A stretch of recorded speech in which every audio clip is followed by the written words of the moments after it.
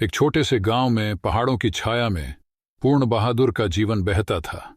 एकल पिता होने के नाते उन्होंने अपने बेटे की परवरिश प्यार और मेहनत से की। उनकी सारंगी, उनकी आत्मा का दर्पण, उनके जीवन का संगीत थी।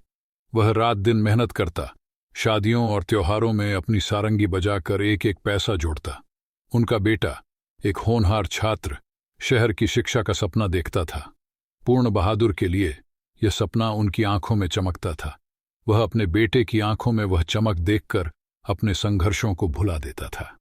हर रात सारंगी की धुन के साथ वह अपने बेटे के भविष्य का सपना बुनता था। अंततः बेटे के सपने को साकार करने का दिन आया। एक सुबह बेटा शहर जाने के लिए रवाना हुआ। बस रवाना होती देख पूर्ण बहादुर की आंखों में आंसू भर आए। वह अपने बेटे को देखता रहा जब तक वह दृष्टि से ओझल न हो गया। उस क्षण अकेलेपन का साया उन पर छा गया। साल बीतते गए। पूर्ण बहादुर अकेलेपन के साथ जीते रहे। उनकी सारंगी उनके एकमात्र साथी थी। वह रात दिन उसका साथ निभाती, उसके दुख सुख की साक्षी बनती।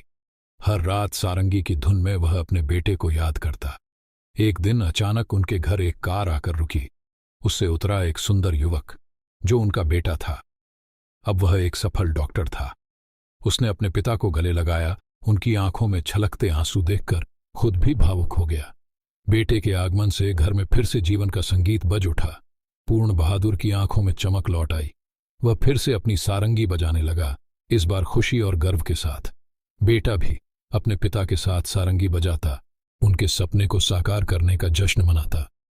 पूर्ण बहादुर को सारंगी सिर्फ एक फिल्म नहीं है, यह एक भावना है, एक सपना है, एक बाप बेटे के प्यार की कहानी है। यह हमें सिखाती है कि सपने देखने की हिम्मत और उन्हें पूरा करने की लगन ही जीवन को सार्थक बनाती है।